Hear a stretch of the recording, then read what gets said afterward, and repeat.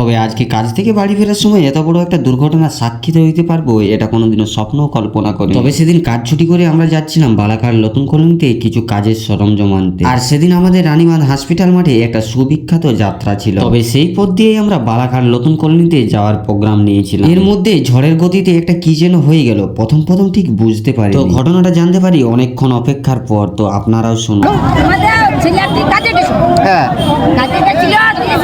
পয়সা হারাইছে কি হয়েছে জানেন, তাহলে এখন ইয়া করে ওকে বলছে যে তুই চুরি করিস। না স্যার আমি চুরি করিনি, না স্যার আমি চুরি করিনি, মানে কিছু আর ইয়া হয়নি। না হওয়ার পরে কি করেছে বাড়িতে নিয়ে গেছে, বাড়িতে নিয়ে যাইয়ে বাসকা ভাঙিয়েছে, বাসকা ভাঙি নিয়ে একটি বউ হয়েছে, তার গয়না ছিল, কানের ছিল, হাতের ছিল, আর হাতের আংটি ছিল ছেলের, যাই সব কিছু বাসকা ভাঙিয়ে নিয়ে চলে এসেছে। তো আসে আর করে ছাটিকে ঘরকে যেতে দেয়নি, যাই ধ্যান নাংটা হয়ে জানেন তো ছেলেরা হাফ প্যান্ট পরে, তাহলে যেটুকু প্যান্টকে পরাইলি যাই ধ্যান ছুটাই রুমে ঢুকাইছে। রুমে ঢুকাবার পরে রুমে ঢুকাই নিয়ে 3 তালা তুলি দিয়ে মারধর করতে লাগাই দিয়েছে। বাড়িতে যদি ফোন করু 3 তালা থেকে ফেলে দেবো, বাড়িতে ফোন করলে 3 তালায় ফেলে দেবো, থানায় জানাইলে তোর একটা হাড়ও খুঁজে পাবা নাই, তোকে কোনো চিহ্ন খুঁজে পাবে না, এমন আমি ধারণার লোক। তোকে কি করি? কে বলছে? আমি ওই পুলিশটার নাম জানিনি স্যার, মেজো বাবু বটে। আমি আপনারা কে বটেন জানিনি। তো গায়ের লোকে তো ফোন করছি, ছেলে ঘর আসে নাই, ফোন ধরতে দেয়নি, ফোন ছাড়াই রাখি দিয়েছে, ফোন কিসও ধরতে দেয়নি, আর পাখা চালাইছে আর ছেলেকে আড়াইটা তোকে মেরেছে।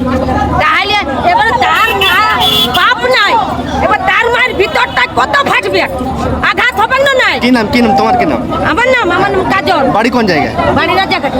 তাহলে আপনারাও ঘটনাটা শুনলেন। এবার আপনারা একটা কথা বলুন, তবে সাধারণ মানুষের ঝামেলা হলে যাদের কাছে বিচার চাইতে যায়, আইনের সবকিছু জেনেও যদি এরকম কাজ করে, হ্যাঁ আমি মানছি সে যদি টাকাটা চুরি করে থাকে তার জন্য তো আলাদাভাবে সে তদন্ত করতে পারত। তবে সে একজন পুলিশ অধিকারী হয়ে একজন সাধারণ মানুষের গায়ে হাত তুলতে পারে কি করে? তবে আপনাদের কাছে আমি একটা প্রশ্ন ছুড়ে গেল, যে পুলিশ অধিকারী এই ঘটনাটা করেছে তার সাথে কি হওয়া উচিত? তবে সময় থাকলে অবশ্যই কমেন্টে জানিয়ে যাবেন।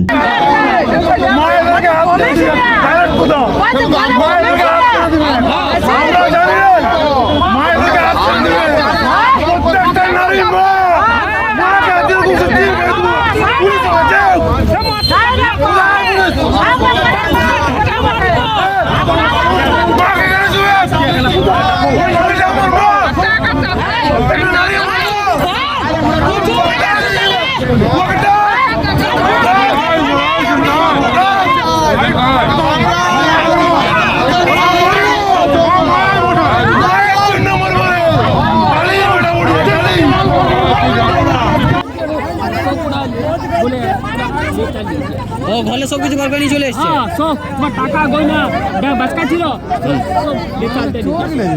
পুরো চালিকা মারবা মারতে পুরো খাই পুরো মারি। কি থানা থেকে কোনো পুলিশ গেছিল না ও একাই গেছিল?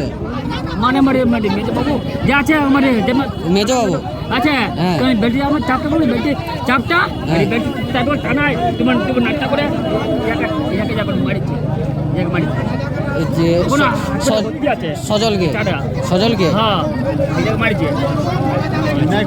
হ্যাঁ আমি বলি সুযোগ মারিব। দেখো আমার মায়ের ওর বাপ মরে গেছে, আমার বাবার স্মৃতিগুলো কানের সোনার কানে ছিল, সব মানে সব চলে এসেছে। ও এত বড় রূপার সেন আমি ঠিক বলে দেখে দিতে বাবু আগে আমি টাকা মারবো দুবার ওরা ওর দিদি টাকার থানে রাখছে টাকা করে যাই দিকে ছেড়ে দেবো না শালাকে টাকা ওর মিয়া বলে